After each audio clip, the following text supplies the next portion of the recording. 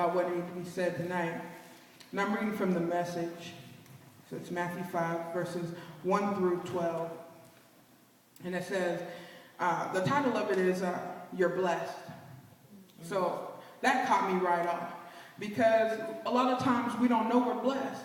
We could have everything that we need. We could have everything that we want. And we're looking around at what everybody else has. And we say to ourselves, I wish I could just be blessed. Not even seeing everything that is in front of us, everything that's inside of us, are blessings. We have everything we need and want, but we still feel that we're not blessed. And sometimes it really makes my heart hurt to see people want and not realize what they have right with them, right inside of them, the gifts, the talents, the people that they have, the support, the fact that they made it into another day, the fact that they can call up somebody and say, hey, I'm hungry, I don't know how I'm going to eat tonight, and that person will say, well, come on over. We got something for you. And that is a blessing, and people don't realize that even if you can't give somebody something materialistic, if you give somebody a smile, sometimes that's the best blessing you could give a person. Some people haven't had nobody smile at them for years, and that one smile can change their whole life around. And people don't recognize that. So when I came across that, I thought, okay, this one's for me. All right. To give to y'all. And what it says is, when Jesus saw his ministry drawing huge crowds, he climbed a hillside. Those who were apprenticed to him, the committed, climbed with him. Arriving at a quiet place, he sat down and taught his climbing companions. This is what he said. Excuse me. He said, you're blessed when you're at the end of your rope. With less of you, there is more of God and his rule. You're blessed when you feel you've lost what is most dear to you. Only then can you be embraced by the one most dear to you. You're blessed when you're content with just who you are. No more, no less. That's the moment you find yourselves proud owners of everything that can't be bought. You're blessed when you worked up a good appetite for God. He's food and drink and the best meal you'll ever eat. Now that one, I just have to stop right there because that one was very important to me because it's always been a thing of mine of telling people there's so many people out there starving and they don't know they're starving because they haven't had a good meal.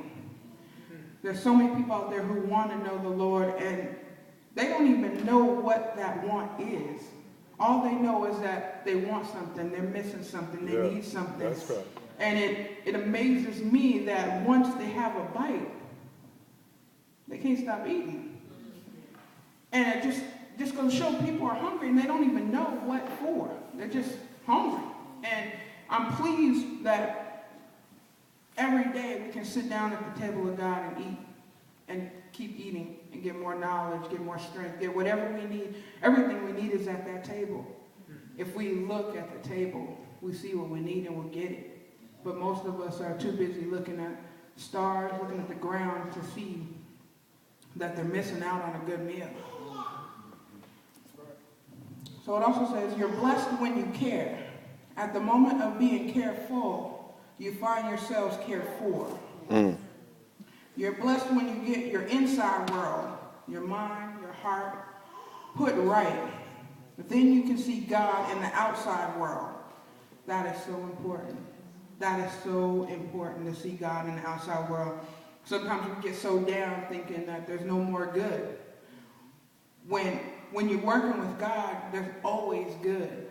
There's always good here and there. But sometimes we get cloudy with our anger, with our confusion, with our hunger, and we can't see that the God in people, everybody we meet, of course, isn't going to show you God right off, but you have to look for what you know is there. Yes. You have to be present where you're at so that you can see what is around you. If you are so busy worried about what this person's saying or thinking and what this person's saying or thinking, you're not going to see anything but what you believe those people are saying and thinking. So it's important that as you work with God within yourself, it's important to work with God within yourself so then you can see on the outside world, this is where you need to go. This is where God is. This is where I'm being called to right here. Because this person needs me to talk to them. Or that person, we need to see where we're going. You can't see it cloudy and hungry. Also it says, you're blessed when you can show people how to cooperate instead of compete or fight. Yes. That's when you discover who you really are and your place in God's family. I don't even think people understand that God has a family. You know? Because when I talk to people and happen to mention something like, you know, God's people or God's family, the term God's family or the phrase, I know sometimes gets misconstrued as only the holy people, only the people who praise, only people who go to church, only the people who are, you know, holy, sanctified. That's God's family, but we are all God's family. You know, we're all a part, and we all have a part in God's family. And sometimes we don't know that, if we even know God has a family. So I'm here to let you know that you're all a part of God's family. You all have a part to do. You know, God's looking at you and saying, this is your part. And only you and God know it. Sometimes other people on the outside can see it, but that doesn't even matter if you don't know it. And if you don't see it, or if you don't feel it. So everybody has a part. And whether you see it or not, that's between you and God. But everybody has a part. Yes. It's important that we know that. That's right, baby. You're blessed when you commit. When your commitment to God provokes persecution. The persecution drives you even deeper into God's kingdom. Not only that, count yourself blessed every time people put you down or throw you out or speak lies about you to discredit me. What it means is that the truth is too close for comfort and they are uncomfortable. You can be glad when that happens. Give a cheer even. For though they don't like it, I do. And all heaven applauds. And know that you are in good company. My prophets and witnesses have always gotten into this kind of trouble. That just made me laugh today when the pastor said, you know, I want y'all to get in trouble. And I was like, okay, I just read about that. So that's good trouble. And Emily did specify not illegal trouble that we get into. She you know, confined us to legal trouble. But it's a good thing. I mean, my grandma always said to me that, you know, when I'd come home upset, you know, Grandma, they're talking about us and I don't like it, and whoop-de-whoop-de, blase, and she would be like, baby, they talked about Jesus, and he didn't do anything. So you know they're going to talk about you. And as a kid, I didn't really understand that, nor did I want to understand that. I just wanted them to stop messing with me. But the older I get, the more I understand what she was talking about and what the saying meant. You know, it doesn't matter what you're doing. Somebody's going to talk about you. Yeah. And it's a good thing, you know? It's a good thing. For one, it keeps you on their mind. They're talking about you, they're thinking about you. And I just, tonight, you know, after reading that, I think it's important that we know that we're blessed. And another theme of mine for the end of last year and the beginning of this year has been, you are where you're supposed to be.